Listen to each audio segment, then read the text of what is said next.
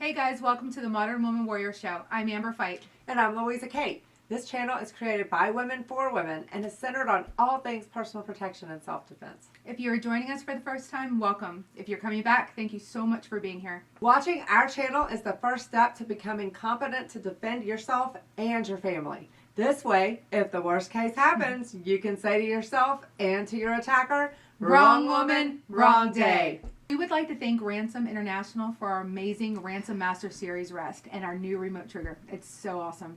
The Master Series Rest takes all of the marksmanship out of the equation when we are testing our pistols, and we could not have done this show or this video without it. Absolutely not. And we also want to thank Chris Walden over at Precision Firearms for the ammunition that we are using for today's shoot. Just don't know what we would do without it. You have been awesome sharing the ammunition with us. And we are shooting again today, Fort Scott TUIs, and we just love these tumble upon impact rounds. They're great to shoot. Okay, so last week's show, we focused on just how good the Canik TP9 Elite Combat is. And in that show, we mentioned a similar gun and one of my favorite pistols, the Walther PPQ M2Q4 TAC. Good looking gun. It is a good looking gun. So I know you are the original Walther woman, but as I looked into this company, it's really interesting story. Walther was founded in, I believe, 1886 by Carl Walther.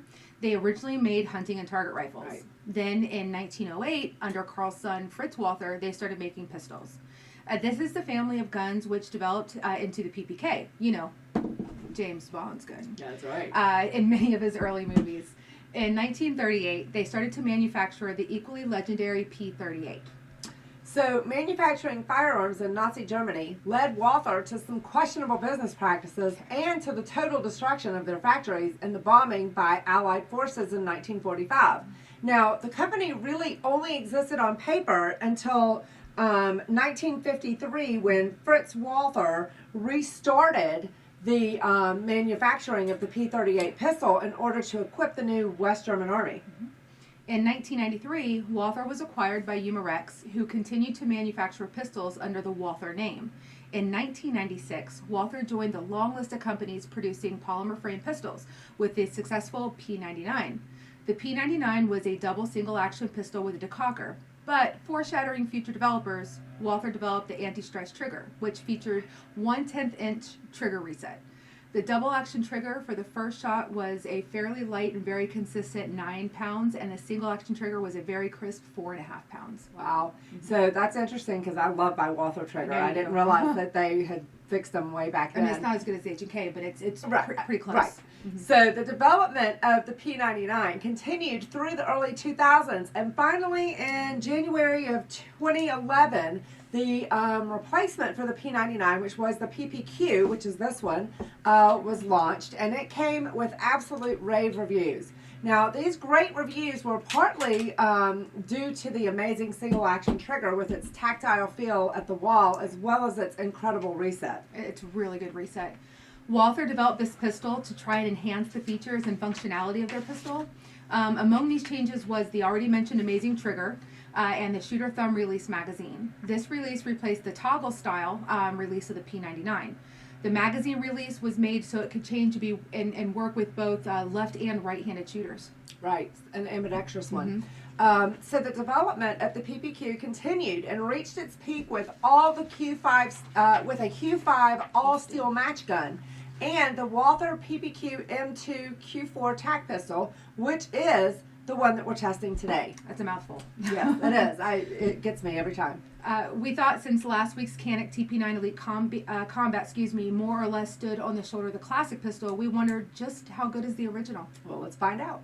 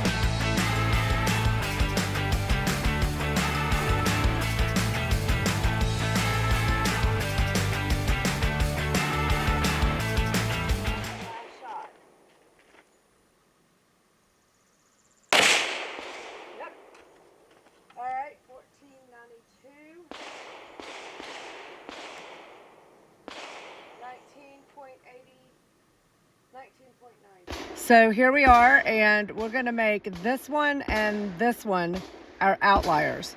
So I'm going to start and go this way first. And I zeroed this. So we've got 0.354. I'm going to record that.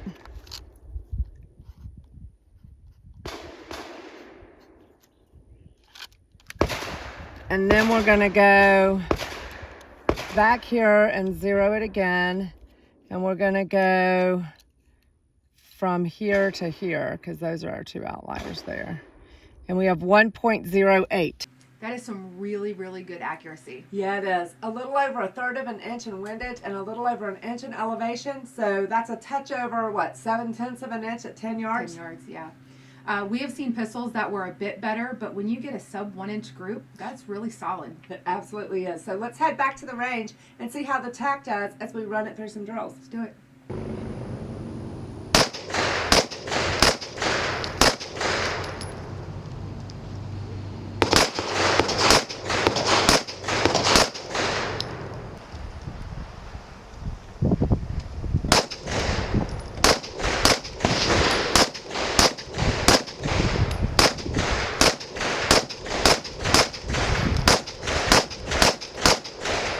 Okay, Amber, so what did you think about my old friend, the Walther PPQ M2Q4 TAC?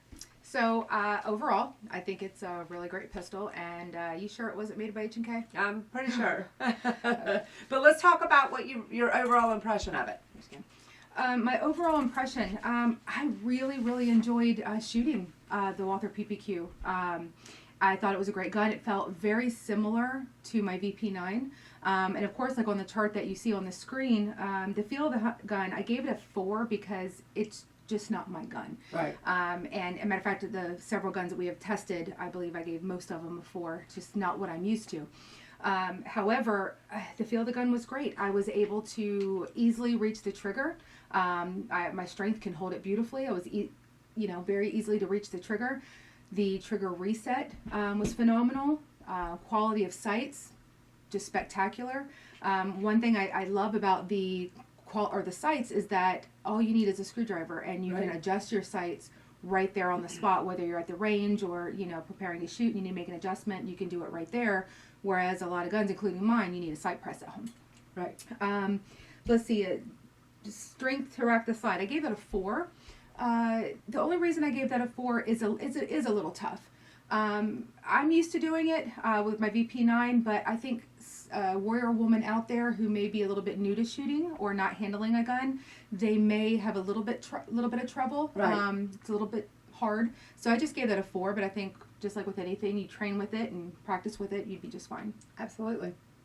So how about the magazine? You were talking about the magazine earlier. You said something about you like the magazine. I like the placement The release of the magazine release in conjunction to where my hand was. Very, very easy maneuverable button. Like just push it, came out so smooth. I really like that. Good. Okay, so your overall rating was a 43 out of 45, and then you gave it a 95 out of 100. So overall, great gun. Overall, great pistol. Okay. It's a shame that they don't make these anymore. And we'll talk about that a little bit later. However, great gun. The finish is very well manufactured and engineered. Super impressed. I think anybody would really enjoy shooting this pistol. All right, so let's go watch as I shoot the drills now. Let's do it.